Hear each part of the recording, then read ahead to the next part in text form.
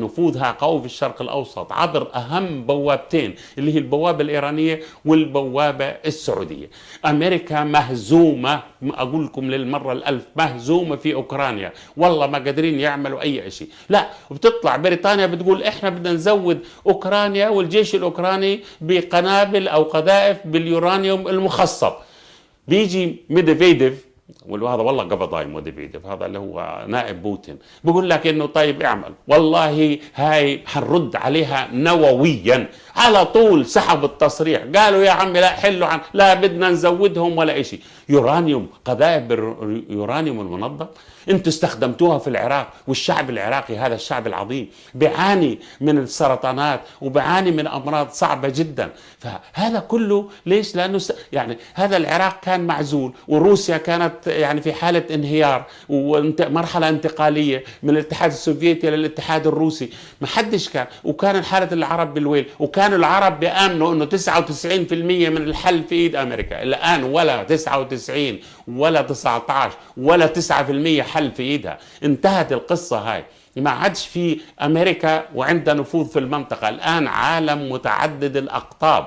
انتهى الزمن اللي كانت امريكا تحكم او تذبح بظفرها في منطقه الشرق الاوسط، لا، هذه المساله الاساسيه. فالعالم بيتغير، العالم بيتغير بشكل متسارع في المنطقة. الوجود الأمريكي انهزموا في أفغانستان وشفتوا وهربوا والله زي الأرانب، والله زي الفئران المذعورة من أفغانستان، والآن حيهربوا من سوريا، والآن في تغيير عالمي بشكل غير مسبوق.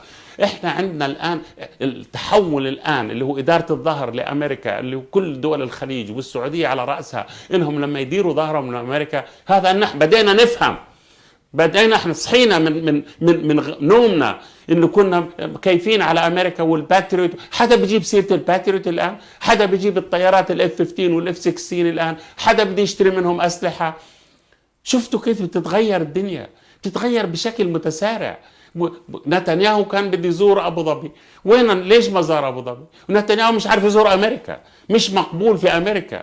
الان سلام ابراهيم، كل سنه وانتم طيبين حقيقه. فتتغير الامور، سوريا راجعه، العراق راجع، الامه كلها راجعه، فلسطين راجعه. يعني شفت اللي صار في الاردن؟ تتخيلوا يعملوا خريطه يلغوا فيها الاردن كليا ولا كانه موجود؟ يعني في وقاحة أكثر من هيك؟ لا، هذه الوقاحة سيوضع لها حد، وحد قوي جدا. الأمة الآن تنهض، والله تنهض وستنهض، والله ستجرفهم كلهم. وأمريكا الآن ما عندهاش هذا النفوذ إطلاقا. ألمانيا بتقول بدها تعتقل ألمانيا بوتين، هذا شولتز بده يعتقل بوتين.